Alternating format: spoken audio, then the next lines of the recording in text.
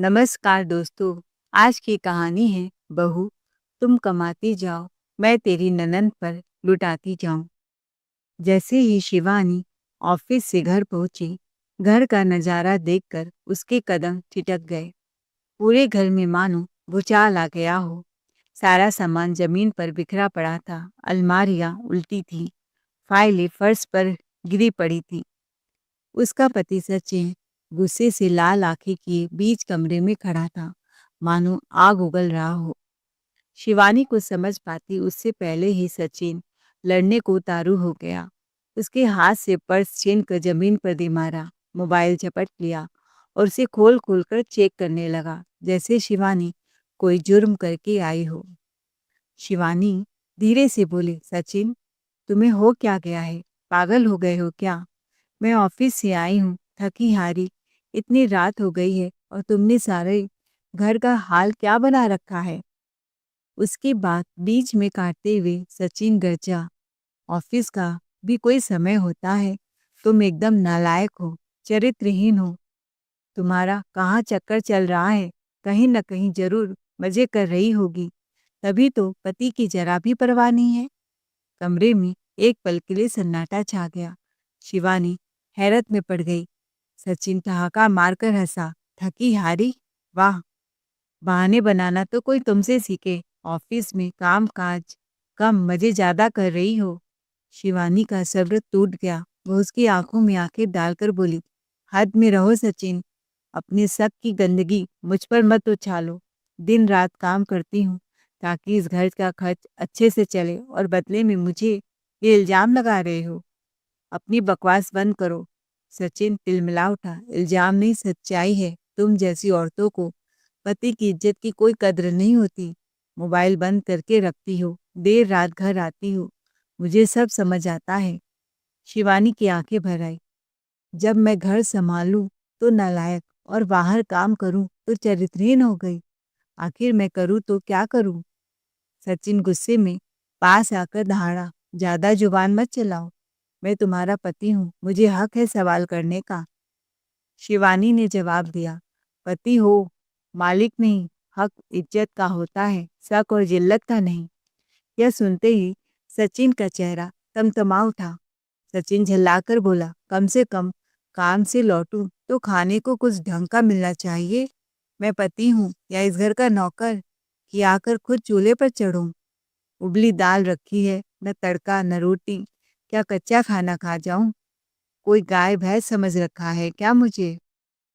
मेरी दोस्त की पत्नियों को देखो, पति की सेवा में दिन रात एक कर देती हैं, 56 भोग परोसती हैं, और तो मेरे नसीब में बस नाम का खाना और ढेरों बहाने आए हैं।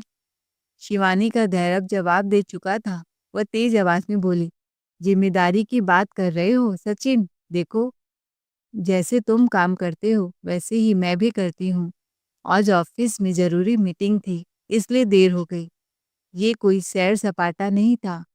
तुम दूसरों से मेरी तुलना मत करो। तुम्हारे दोस्त की पत्नियां सिर्फ घर देखती हैं, मैं घर भी चलाती हूँ और बाहर भी कमाती हूँ। मेरी जिम्मेदारी का बोझ तुम समझ ही नहीं सकते। अरे मेरा छोड़ो, सचिन बोला, हमारी 1 साल की बेटी है, उसे तुम क्रेच में छोड़कर चली गई, उसकी तुम्हें जरा भी परवाह नहीं। अरे मेरी बेटी का फ्यूचर अच्छा रहे, इसीलिए तो जॉब करती हूँ सचिन। सचिन कुछ कह पाता उससे पहले ही शिवानी फट पड़ी। मैं रोज उसके हर काम का टाइम पर करती हूँ, नहलाना खिलाना सुलाना सब कुछ। आज बस एक दिन देर हो गई तो क्या एक दिन तुम नहीं संभाल सकते थे? उसकी आवाज में दर्द भी था और गुस्सा भी। घर सिर्फ औरत की जिम्मेदारी नहीं होता। बेटी सिर्फ मेरी नहीं है, तुम्हारी भी है। शिवानी की बात पूरी भी नहीं हुई थी कि सचिन ताली बजाकर तंज कसने लगा। वाह, अब मुझे भी ज्ञान दिया जाएगा। ऑफिस की मीटिंग का बहाना और माँ बनने का सर्टिफिकेट, सब कुछ तुम्हारे पास रहता है। तुम्हें लगता है 1 साल की बच्ची मेरे बस की बात है? मर्द हूं मैं, ये झूले बोतले रोना धोना मेरे लिए नहीं है। ये सब औरतों के काम होते हैं। उसने दांत पीसते हुए कहा। और सुन, किचन की हालत देखो, खाना आधा अधूरा, घर अस्त व्यस्त। कैसी पत्नी हो तुम? अपनी ड्यूटी कैसे निभाती हो? शिवानी बिना एक शब्द कहे चुपचाप किचन में चली गई। सबसे पहले उसने दूध की बोतल उठाई, अपनी छोटी सी बेटी को गोद में लिया और प्यार से दूध पिलाने लगी। दूध पीते पीते बच्ची उसकी छाती से लगकर सो गई। शिवानी उसे धीरे से सुलाकर फिर काम में लग गई। हर दिन की तरह वो अपनी 1 साल की बेटी को मजबूरी में क्रैच में छोड़कर जाती थी, क्योंकि घर में उसका पति सचिन ना कभी मदद करता, ना कभी सहारा बनता, बस हर वक्त ताने, शक और जिल्लत देता। प्यार तो कब का मर चुका था इस रिश्ते में। शिवानी अब सिर्फ बेटी की वजह से इस आदमी को बर्दाश्त कर रही थी। बड़बड़ाते हुए उसने दाल गरम की, रोटी सेकी, फ्रिज खोला तो सब्जी का नामो निशान नहीं। आखिरकार चुपचाप सलाद काट दिया। जैसे ही थाली टेबल पर रखी, सचिन का पारा चढ़ गया। वाह! वह ताने से बोला, दिन भर बाहर घूमो, रात को ये रूखा सूखा दाल रोटी और सलाद पकड़ा दो, सब्जी तक नहीं बनाई गई तुमसे, यही है तुम्हारी पत्नीगिरी? शिवानी ने थकी हुई आवाज में कहा, जब तुम जल्दी आ गए थे तो एक सब्जी नहीं ला सकते थे क्या? आज देर हो गई है, जो बना है वही खा लो। बस यही एक शब्द से सचिन गुस्से में भर गया। उसने थाली पलट दी, दाल जमीन पर फैल गई, रोटियां बिखर गई। गुस्से में वह शिवानी के बाल पकड़कर झटका और दहाड़ा, मुझसे जुबान मत चलाया कर, मैं तुम्हारा पति हूँ, ये भूसे जैसा खाना तुम ही खाओ। उसने शिवानी के मुंह पर वो खाना ठूस दिया और दरवाजा पटकते हुए घर से बाहर निकल गया। शिवानी लड़खड़ाकर जमीन पर गिर पड़ी। जिस्म से ज्यादा उसकी आत्मा को चोट लगी थी। आंखों से आंसू अपने आप बहने लगे। गुस्सा भी था, बेइज्जती भी। वह रो रही थी, खुद के लिए नहीं बल्कि उस बेटी के लिए जिसके लिए वह रोज खुद को तोड़ रही थी।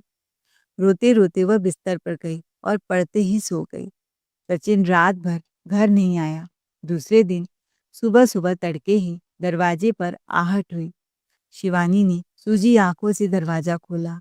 सामने उसकी सास नरगिस जी खड़ी थी। नरगिस जी को देखते ही शिवानी फूट फूट कर रो पड़ी। माँ, देख लीजिए, सचिन मुझे कितना परेशान करता है। अब तो इस घर में उसके साथ रहने का मन ही नहीं करता। एक छत के नीचे छोटी छोटी बातों पर गुस्सा, चीखना, मारना पीटना मैं अब और बर्दाश्त नहीं कर सकती। नरगिस जी ने उसे पास बिठाया, सिर से हिलाया। वे खुद रोते हुए बोली, देख बहू, मेरा तो पति है ही नहीं, मैं तो बस बच्चों के सहारे ही जी रही हूँ। अगर तू चली जाएगी तो मैं किसके भरोसे रहूंगी, कैसे जिंदा रहूंगी? तू मेरी अच्छी बहू है ना, समझदार है, थोड़ा सब्र रख। मैं आ गई हूँ ना, 2-4 दिन यहीं रुकूंगी, सचिन की अच्छी खासी क्लास लूंगी। तू चिंता मत कर, सब ठीक हो जाएगा। सहानुभूति जताते हुए उसकी सास बोली, मुझे समझ नहीं आता कि मेरे बेटे को अचानक क्या हो गया है। लगता है उसकी संगत कहीं गलत दिशा में चली गई है। न जाने वह ऐसी बातें और ऐसा व्यवहार कहाँ से सीख रहा है। जब वह घर लौटेगा मैं खुद उसे कड़ी फटकार लगाऊंगी। ऐसे कैसे वह मेरे बहू पर हाथ उठा सकता है? शिवानी मन ही मन सोचने लगी, काश हर घर में ऐसी ही सास हो तो शायद किसी औरत को दुख का मुंह ही न देखना पड़े। ऐसी औरतें आखिर मिलती कहाँ हैं जो बेटे को डांटने की बात खुले तौर पर कहे। उसका दिल सास के प्रति सम्मान और अपनापन से भर उठा। भावुक होकर वह बोली, मम्मी जी, आप कितनी अच्छी हैं। पता नहीं सचिन ऐसे कैसे बन गए। सास ने भरोसे से कहा, तू चिंता मत कर बहू, मैं उसे अच्छे से समझाऊंगी और अगर नहीं माना तो उसे कस कर 2 थप्पड़ भी लगाऊंगी। दरअसल नरगिस जी अपने बेटे बहू के साथ नहीं रहती थी। नरगिस जी अपनी पुश्तैनी मकान में रहती थी, पर बेटे बहू उनके घर से करीब 2 घंटे की दूरी में नौकरी की वजह से दूर रहते थे। उनकी बेटी का ससुराल उनके पुश्तैनी मकान के पास ही था, इसीलिए माँ बेटी का मिलना जुलना रोज का हो जाता था। दुख सुख सलाह मशविरा सब वही होता था। लेकिन जब भी शनिवार रविवार आता या कभी सचिन का फोन आ जाता तो नरगिस जी बेटे के घर भी चली आती थी। आकर वे शिवानी के काम में थोड़ी बहुत मदद कर देती, कभी रोटी बेल देती तो कभी सब्जी काट देती, तो कभी अपनी नन्ही पोती को गोद में लेकर उसे रोने से बहला देती। शिवानी के लिए वही 2 दिन थोड़े राहत के होते थे। कम से कम तब उसे हर काम अकेले नहीं करना पड़ता था। नरगिस जी पोती को संभालते हुए कभी-कभी मुस्कुरा कर कहती, बहू, बच्ची मुझे दे दे, तू जरा चैन से काम निपटा ले। उन पलों में शिवानी को एक पल के लिए लगता शायद वह अकेली नहीं है, पर यह सहारा सिर्फ 2 दिनों का होता था। सोमवार आते ही नरगिस जी फिर अपने घर चली जाती और शिवानी उस घर में फिर अकेली रह जाती। शिवानी चाहती थी कि उसकी सास नरगिस जी हमेशा उसी के साथ रहें। कम से कम तब घर में एक समझने वाला इंसान तो होगा। पर नरगिस जी का दिल अपने पुश्तैनी मकान से लगा हुआ था। वह घर सिर्फ ईंट पत्थर का नहीं, वह उनकी पति की यादें थीं। वही उनका सहारा था। इसीलिए वे हर बार बस इतना कहती, बीच-बीच में आ जाया करूँगी बहू, उस घर को छोड़ना मुझसे नहीं होगा। जब भी सचिन कोई गलती करता या हद से आगे बात बढ़ जाती तो शिवानी रोते हुए उन्हें फ़ोन कर देती और हर बार नरगिस जी प्यार से उसे समझाती, शांत रह बहू, गुस्से में लिया फैसला ज़िंदगी भर का पछतावा बन जाता है। मैं हूं ना, सब संभाल लूँगी। उनकी आवाज़ शिवानी के बिखरे मन पर मरहम बन जाती। इसी भरोसे के सहारे शिवानी हर बार घर छोड़ने के कदम से रुक जाती। वह सोचती अगर सास साथ हैं तो शायद एक दिन सब ठीक हो जाएगा। पर जैसे ही आज सचिन घर लौटा, नरगिस जी पहले से ही इंतजार में बैठी थी। वे ऊंची आवाज में बोली, बहू है वो मेरी, कोई नौकरानी नहीं। इज्जत देना सीख बेटा, औरत को दबाकर मर्द नहीं बनते। सचिन सकपका गया। माँ के सामने उसकी आवाज बंद हो गई। माँ, आप बात को बढ़ा रही हैं। चुप। नरगिस जी बरस पड़ी। कल रात जो तूने किया, अगर तेरा बाप जिंदा होता तो तुझे घर से बाहर निकाल देता। बीवी हाथ उठाने के लिए नहीं होती, साथ निभाने के लिए होती है। शिवानी कोने में खड़ी चुपचाप सब सुन रही थी। आज पहली बार किसी ने उसके दर्द को समझा था। नरगिस जी के रहते सचिन बदला बदला सा रहा। धीमी आवाज में बात करता, खाना चुपचाप खा लेता और शिवानी से नजरें चुरा कर चलता। 2-4 दिन रुकने के बाद नरगिस जी अपना सामान समेट रही थी। तभी उन्होंने प्यार से शिवानी को पास बुलाया। शिवानी बेटा, आज तो मैं चली जाऊंगी। फिर एक पल रुक कर बोली, क्या तुम मेरी थोड़ी मदद कर सकती हो? शिवानी चौंक गई। मम्मी जी, कैसी मदद? नरगिस जी ने गहरी सांस ली। देखो बहू, पुश्तैनी मकान है, काफी पुराना हो गया है, दीवारें भी जर्जर हो रही हैं। अगर हो सके तो 1 लाख रुपए मुझे उधार दे दो, थोड़ी मरम्मत करवा लूंगी। फिर उन्होंने वही बात कही जो हर बार शिवानी का दिल पिघला देती थी। आखिर बाद में वो घर तुम्ही लोगों का तो होना है। शिवानी पढ़ी लिखी तो थी, पर दिल की बहुत भोली थी। वह सास की मीठी मुस्कान के पीछे छुपी चालाकी को समझ ही नहीं पाई। नरगिस जी हर बार वही तरीका अपनाती, 2 मीठे बोल, थोड़ी सहानुभूति और बेटे के खिलाफ नकली चिंता। शिवानी उन्हीं बातों में हर बार बहल जाती।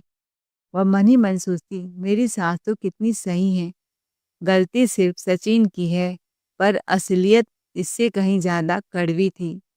नरगिस जी ऊपर से बेटे को डांटने की बात करती, पर अंदर ही अंदर उसी के कान भरती रहती कि बहू को हमेशा अपने मुट्ठी में रखना, क्योंकि अगर शिवानी चली गई तो उनका बैंक बैलेंस कौन बढ़ाएगा। शिवानी के लिए गए पैसे वे चालाकी से अपनी बेटी को दे देती थी और हर बार कोई नया बहाना, कभी मकान की मरम्मत, कभी दवा, कभी जरूरत का नाम, झूठ पर झूठ और बहाने पर बहाने। शिवानी को इन सब की जरा भी भनक नहीं थी। वह अपनी सास पर आंख मूंद कर भरोसा करती रही। उसे क्या पता था कि जिसे वह माँ समझ रही है, वही धीरे धीरे उसकी जिंदगी की सबसे बड़ी साजिश रच रही हैं। एक दिन सचिन अपने दोस्तों के साथ घर आया। आते ही वह ऊंची आवाज में बोला, शिवानी, आज मेरे दोस्तों के लिए उनके पसंद का खाना बना देना, कोई कमी नहीं होनी चाहिए। पर उस दिन शिवानी की तबीयत ठीक नहीं थी। सिर भारी था, बदन टूट रहा था। उसने हिम्मत करके पूरी सब्जी बनाया पर नमक डालना भूल गई। जैसे ही सचिन ने खाना खाया उसका खून खौल उठा। दोस्तों के सामने तो वह जबरदस्ती हंसता रहा पर उसकी आंखों में जहर साफ दिखाई दे रहा था। दोस्तों ने खाना खाने से मना कर दिया और बिना खाना खाए ही चले गए। फिर क्या था, सचिन का असली चेहरा सामने आ गया। दोस्तों के जाते ही वह चिल्लाया, मेरी इज्जत की कोई कद्र है कि नहीं तुझे? मैंने क्या कहा था और तूने क्या किया? शिवानी ने थकी हुई आवाज में कहा, मेरी तबीयत ठीक नहीं थी इसीलिए नमक डालना भूल गई। उसकी बात पूरी भी नहीं हुई थी कि सचिन का गुस्सा फूट पड़ा। बहाने और चिल्लाने लगा, मेरी बीवी होकर मेरी बात नहीं मानोगी? और फिर उसने हद पात कर दी। उसने शिवानी को 2 थप्पड़ जड़ दिया और फिर गुस्से में तमतमाता हुआ बाहर चला गया। रोते हुए शिवानी ने नरगिस जी को फोन किया। दर्द शब्दों में अटक अटक कर बाहर आ रहा था। मम्मी जी, अब इनका जुल्म बर्दाश्त नहीं कर सकती मैं।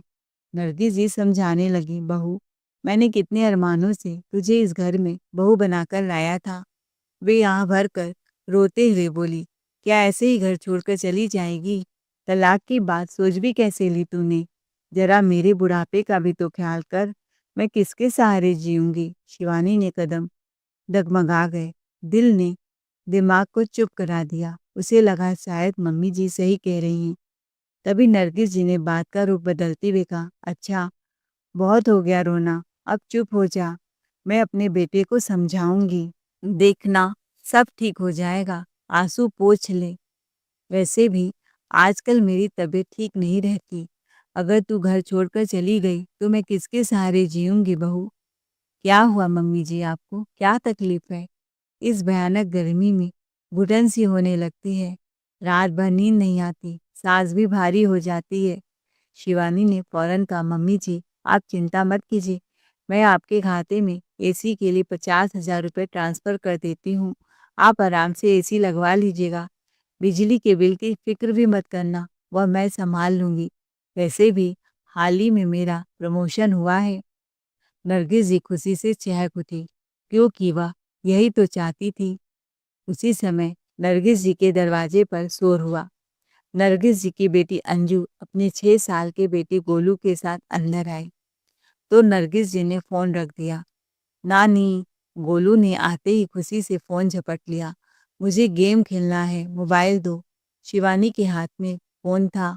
उधर गोलू गेम में मग्न था और उसने भूल से शिवानी का नंबर फिर से डायल कर दिया।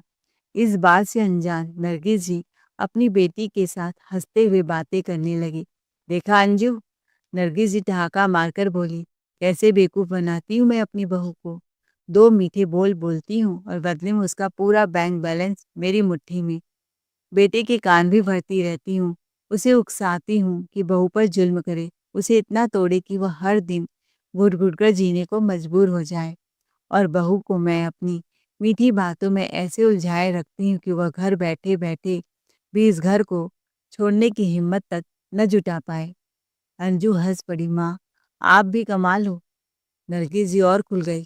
कुछ समय पहले ही घर की मरम्मत के नाम पर 1 लाख लिए थे बहू से और सीधे तुझे दे दिए। फिर आंख मारते हुए बोली, और अभी अभी फिर से 50,000 मांगे हैं इसी के बहाने। हाँ माँ, तुम्हारी ही साजिशों का नतीजा है कि आज मैंने नई गाड़ी खरीदी है। देखो बाहर खड़ी है। मैं तो बस तुम्हें गाड़ी दिखाने आई थी और अब सहेलियों के साथ ससुराल वालों के साथ घूमने फिरने और ट्रीट देने के निकल रही हूँ थोड़ी देर में। फिर ठहाका लगाकर बोली, अच्छा ही है माँ, बहू दिन रात मेहनत करे, पसीना बहाए और हम आराम से ऐश करें। दोनों माँ बेटी जोर जोर से हंस पड़ी। नरगिस जी ने गर्व से कहा, अरे बेटी, बाहर ट्रीट देने की क्या जरूरत है? चलो बहू के ही घर चलते हैं। खाना भी मुफ्त में मिलेगा, पार्टी भी हो जाएगी और पैसे भी बच जाएंगे। सालों से उस बेवकूफ़ बहू को कितना निचोड़ चुकी हूँ, खुद मुझे भी हिसाब नहीं रहता।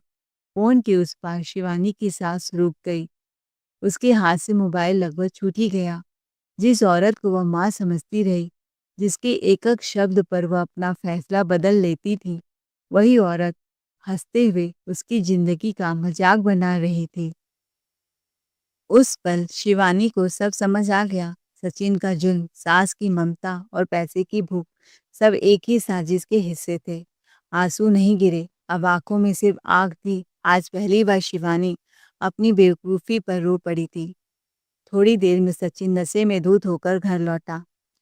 घर में खाना उसकी उम्मीद के मुताबिक तो बना नहीं था। शिवानी बिस्तर पर लेटी हुई थी, सो नहीं रही थी, सोने का नाटक कर रही थी। सचिन ने आते ही चीखना शुरू कर दिया, इतनी हिम्मत कैसे हुई मेरे दोस्तों को इतना बेकार खाना खिलाने की, और मेरे आने से पहले ही तू सो गई। तू तो मेरे पैरों की जूती है, उठ। गुस्से में उसने शिवानी को सीधे पलंग से खींचकर जमीन पर पटक दिया।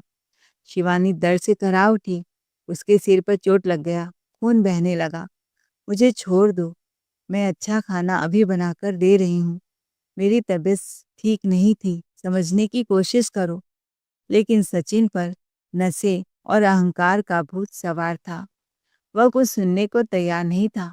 मौका देखते ही शिवानी रसोई में भागी। मैं अभी खाना बनाकर देती हूँ आपके लिए, और दरवाजा अंदर से बंद कर लिया।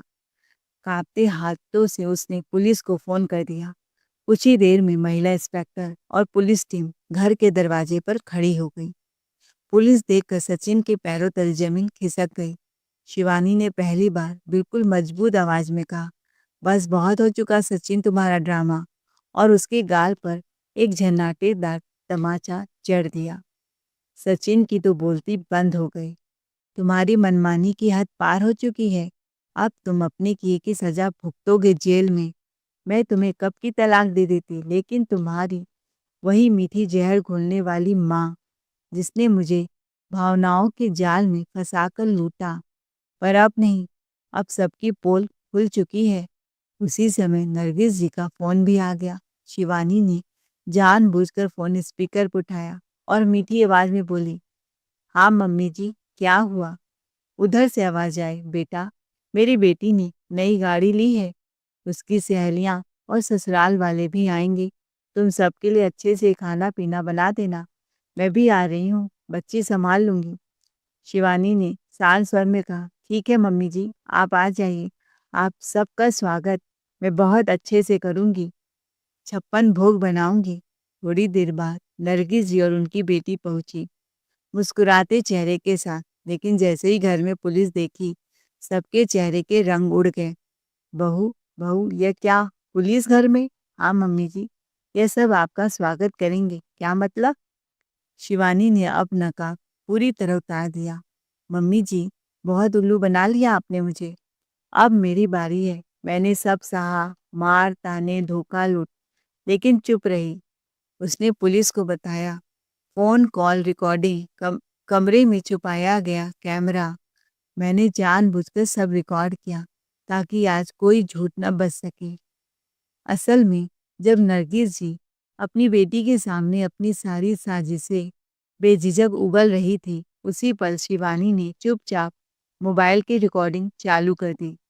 उधर सचिन के घर लौटने से पहले उसने कमरे में एक कोने में मोबाइल का कैमरा भी ऑन कर इस तरह छुपा दिया कि किसी को जरा भी भनक तक न लगे।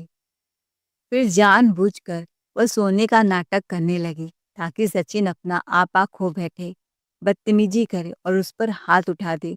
हर गाली, हर जुल्म, हर हरकत कैमरे में कैद होती चली गई। शिवानी जानती थी यही रिकॉर्डिंग ही उसके लिए सच का सबसे मजबूत सबूत बनेगी, जो यह साबित कर देगी कि उस पर किस तरह सुनियोजित अत्याचार किए जा रहे थे। जब सबूत पुलिस के सामने रखे गए तो कानून ने अपना काम किया। सचिन, नरगिस और उनकी बेटी तीनों को गिरफ्तार कर लिया गया। अब शिवानी अपनी बेटी के साथ सुकून की जिंदगी जी रही है। वह सोच रही थी उसे यह कदम पहले ही उठा लेना चाहिए, पर देरी से ही अब वह शांति, चैन से, आज़ादी से जिंदगी अपने मुताबिक जी रही थी। वह आत्मनिर्भर है, कामकाजी है और किसी पर निर्भर नहीं। उसने वही चुना जो हर औरत को चुनना चाहिए। दोस्तों, मीठे शब्दों के पीछे छुपी साजिश को समय रहते पहचानना जरूरी है। अत्याचार चाहे पति करे या सास, उसे सहना मजबूरी नहीं बल्कि चुप रहना अपराध को बढ़ावा देना है। हर औरत को आत्मनिर्भर बनना चाहिए, अपने अधिकारों के लिए आवाज उठानी चाहिए और जुल्म के खिलाफ सबूत के साथ खड़े होने का साहस रखना चाहिए। आपको हमारी आज